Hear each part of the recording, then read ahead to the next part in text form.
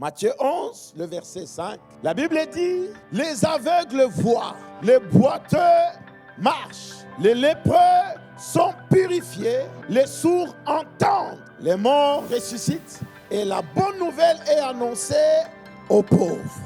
Aujourd'hui, la bonne nouvelle, chacun doit décider de l'annoncer. Parce que si tu ne l'annonces pas, tu vas laisser ta famille mourir.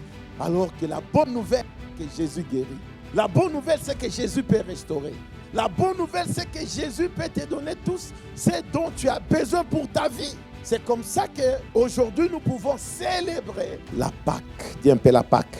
La mort et la résurrection de notre Seigneur. C'est là que nous tirons notre force. C'est là que chacun de nous doit comprendre que c'est une bonne nouvelle qu'on doit annoncer. C'est une bonne nouvelle pour nos amis, pour nos familles, pour nos villes.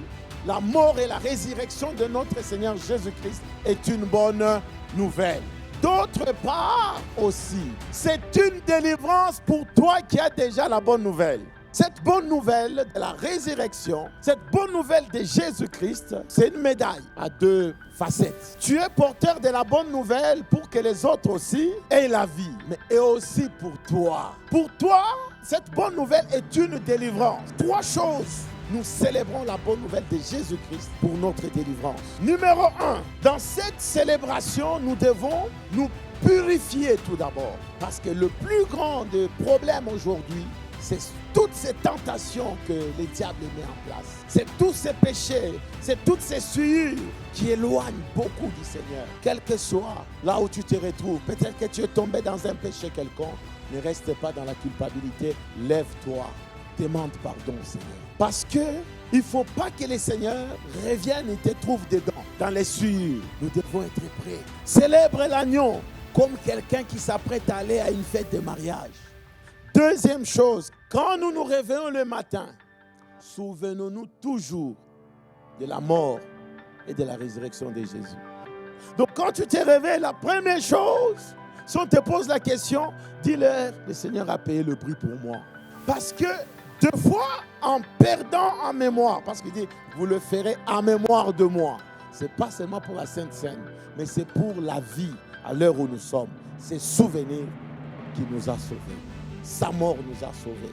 Cette conscience change notre façon de marcher.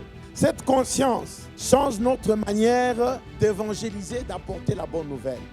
Et troisième chose que nous devons savoir, dans cette célébration, le Seigneur nous appelle par sa résurrection d'être conscient qu'il nous a donné une vie nouvelle. La vie nouvelle que tu as, garde cette vie-là, cette nouveauté de vie. Préserve, cherche à être préservé parce que la vie nouvelle, le diable fera tout pour t'arracher cette vie. Et c'est ça tout le combat que tu perds de ta vie. Rechercher le Seigneur fait que nous puissions garder cette vie nouvelle qu'il nous a donnée. En d'autres termes, recherche la présence de Dieu. Quand tu ne sens pas cette présence, inquiète-toi.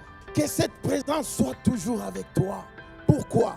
Parce que Jésus, il a dit, je serai avec vous jusqu'à la fin. Et le jour où tu ne sens plus cette présence, tu es en danger.